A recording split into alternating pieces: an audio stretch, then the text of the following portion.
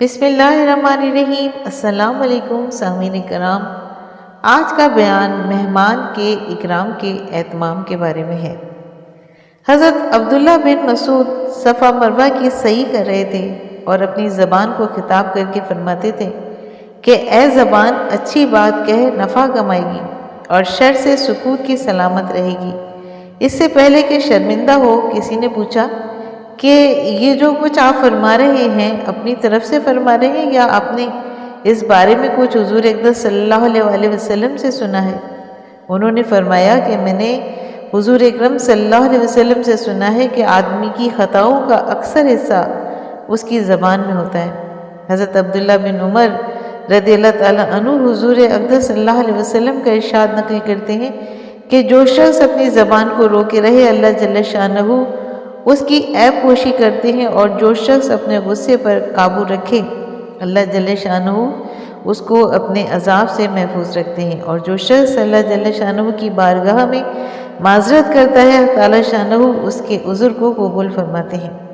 حضرت معاذ رضی اللہ تعالیٰ عنہ نے عرض کیا کہ یا رسول اللہ، مجھے کچھ وصیت فرمائیں۔ حضور اکرم صلی اللہ علیہ وسلم نے ارشاد فرمایا کہ اللہ جل شانہ کی اس طرح عبادت کرو کہ گویا اس کو دیکھ رہے ہو، اور اپنے آپ کو مردوں میں شمار کرو۔ اگر تم کہو تو میں وہ چیزیں بتاؤں جس سے ان چیزوں پر سب سے زیادہ قدرت حاصل ہو جائے، اور یہ فرمایا کہ اپنی زبان کی طرف اشارہ فرمایا۔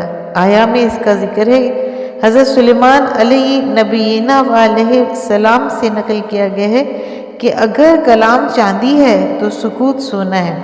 حضرت لقمان حکیم رحمۃ اللہ علیہ جو اپنی حکمت اور دانائی کی وجہ سے دنیا میں مشہور ہیں، ایک حبشی غلام نہایت بدصورت تھے مگر اپنی حکمت کی وجہ سے نقطۂ عالم تھے۔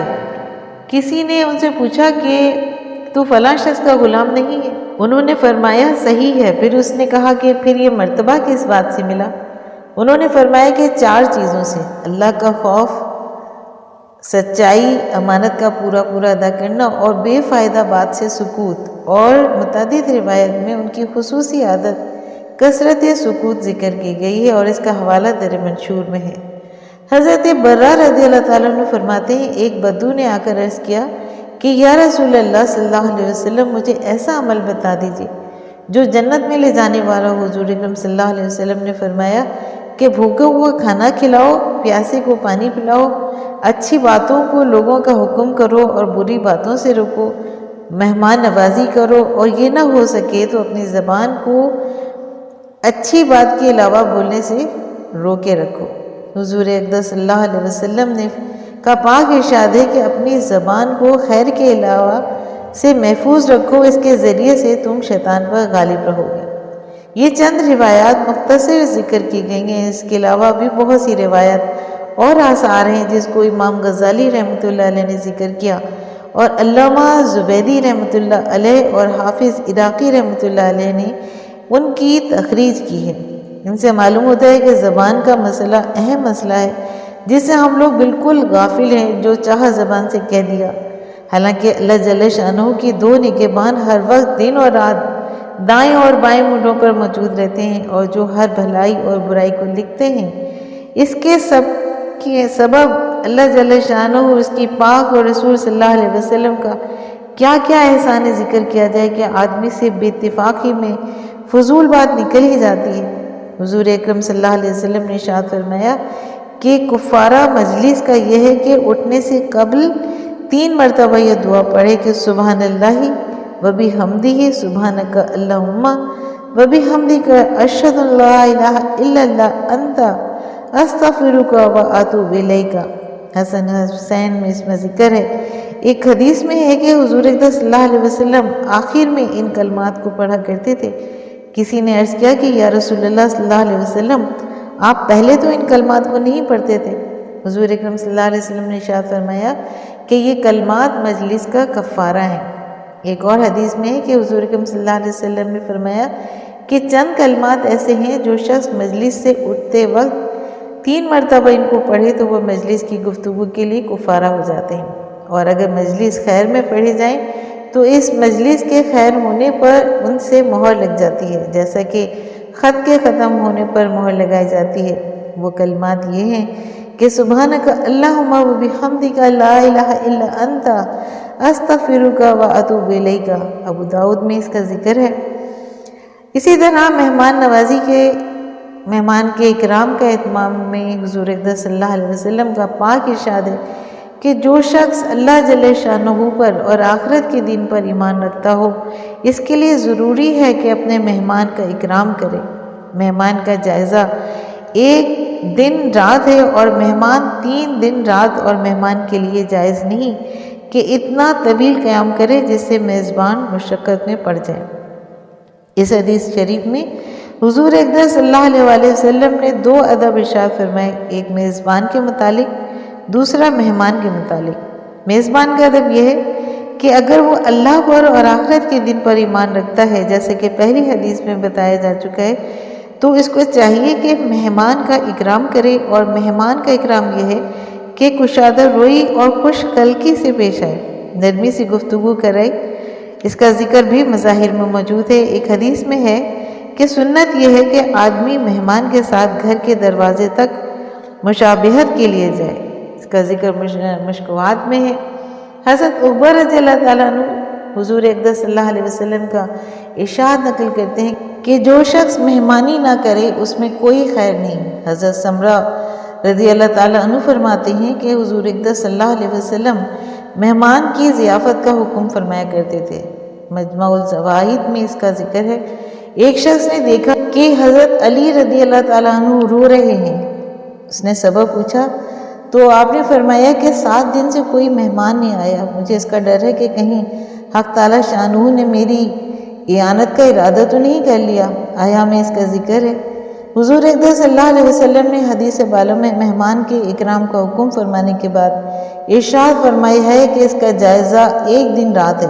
اس کی تفسیر میں علماء کے چند اقوال ہیں کہ حضرت امام مالک رحمۃ اللہ سے یہ نقل کیا گیا ہے کہ اس سے مراد اکرام و اعزاز اور خصوصی تحفے ہیں، یعنی 1 دن رات تو اس کے اعزاز میں اچھا کھانا تیار کرے اور باقی ایام میں معمولی رکھنا چاہیے۔ اس کے بعد پھر علماء کے اس میں 2 قول ہیں کہ 3 دن کی مہمانی ہو۔ حضور اکرم صلی اللہ علیہ وسلم کے پاک ارشاد میں وارد ہوا ہے کہ 1 دن کے بعد سے یعنی مہمان کا حق کل 4 دن ہو گئے۔ 1 دن خصوصی اعزاز کا بھی انہیں 3 دن میں داخل ہے۔ دوسرا مطلب یہ ہے کہ جائزے سے مراد ناشتہ ہے رات کا، اور حاصل یہ ہے کہ اگر مہمان قیام کرے تو 3 دن کی مہمانی اور قیام نہ کر سکے تو 1 دن کا ناشتہ۔ فتح الباری میں اس کا ذکر ہے۔ تیسرا مطلب یہ ہے کہ جائزے سے مراد تو ناشتہ ہی ہے، لیکن اس کا مطلب علماء نے یہ لکھا ہے کہ 3 دن کی مہمانی اور چوتھے دن رخصت کے وقت 1 دن کا ناشتہ۔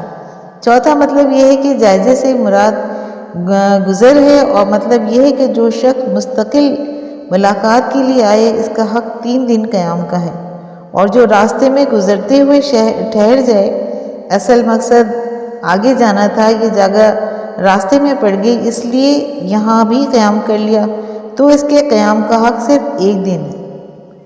اور ان سب اقوال کا خلاصہ مختلف حدیث سے مہمان کے اکرام کا اہتمام ہی ہے کہ 1 دن کا اس کا خصوصی اہتمام کھانے کا کرے اور روانگی کے وقت ناشتے کا بھی، بالخصوص ایسے راستوں میں جہاں راستے میں کھانا نہ مل سکتا ہو۔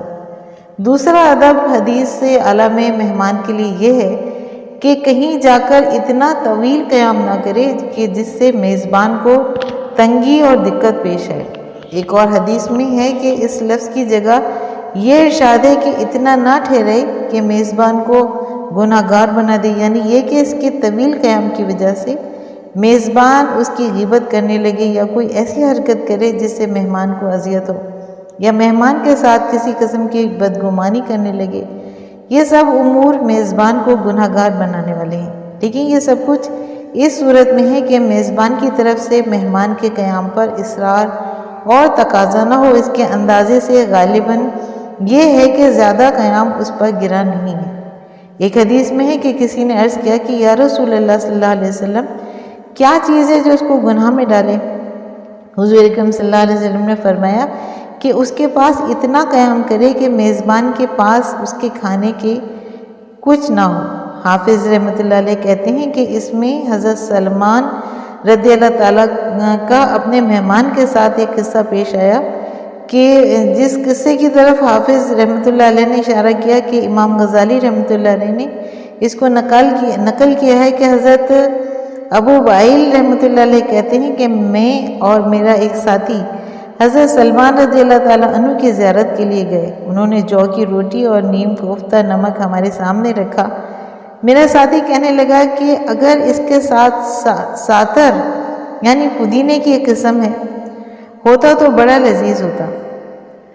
حضرت سلمان رضی اللہ تعالیٰ عنہ تشریف لے گئے اور وضو کا لوٹا رہن رکھ کر ساتر خرید کر لائے۔ جب ہم کھا چکے تو میرے ساتھی نے کہا الحمدللہ الذی قنعنا بما رزقنا، سب تعریف اللہ جل شانہ کے لیے ہے جس نے ہمیں ما حضر پر قناعت کی توفیق عطا فرمائی۔ حضرت سلمان رضی اللہ تعالیٰ عنہ نے فرمایا کہ اگر تمہیں ما حضر پر قناعت ہوتی تو میرا لوٹا گروی نہ رکھا جاتا۔ آیا میں اس کا ذکر ہے؟ حاصل یہ ہے کہ میزبان سے ایسی فرمائشیں کرنا جس سے اس کو دقت ہو، یہ بھی میزبان کو تنگی میں ڈالنے میں داخل ہے۔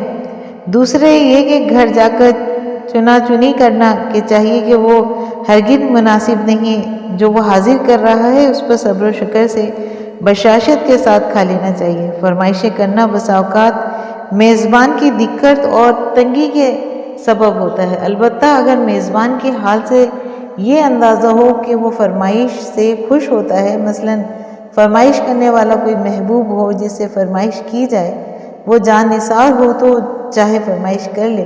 حضرت امام شافعی رحمۃ اللہ علیہ بغداد میں زعفرانی رحمۃ اللہ علیہ کے مہمان تھے اور وہ حضرات امام رحمۃ اللہ علیہ کی خاطر میں روزانہ اپنی باندی کو ایک پرچہ لکھا کرتے تھے جس میں اس وقت کے کھانے کی تفصیل ہوتی تھی۔ حضرت امام شافعی رحمۃ اللہ علیہ ایک وقت باندی سے پرچہ لے کر دیکھا اور اس میں اپنے قلم سے ایک چیز کا اضافہ فرما دیا۔ دسترخوان پر جب زعفرانی رحمۃ اللہ علیہ نے وہ چیز دیکھی تو باندی پر اعتراض کیا کہ میں نے اس کے پکانے کو تو نہیں لکھا تھا۔ وہ پرچہ لے کر آقا کے پاس آئی اور پرچہ دکھا کر یہ چیز حضرت امام رحمۃ اللہ علیہ نے خود اپنے قلم سے اضافہ کی تھی۔ زعفرانی رحمۃ اللہ علیہ نے جب اس کو دیکھا اور حضرت کے قلم سے اس میں اضافے پر نظر پڑی تو خوشی سے باغ باغ ہو گئی اور اس خوشی میں اس باندی کو آزاد کر دیا۔ اس کا ذکر آیا میں موجود ہے۔ اگر ایسا کوئی مہمان ہو اور ایسا میزبان ہو تو یقیناً فرمائش بھی لطف کی چیز ہے۔ سامعین کرام، امید کرتی ہوں کہ آپ کو آج کا بیان پسند آیا ہوگا۔ اگر آپ کو آج کا بیان پسند آیا ہے تو آپ اپنے چینل فضائل اسلام کو لائک اور سبسکرائب کیجیے اور ساتھ لگے بیل آئیکن کو پریس کیجیے تاکہ آنے والی نئی ویڈیوز کا نوٹیفیکیشن آپ کو سب سے پہلے ملے۔ شکریہ۔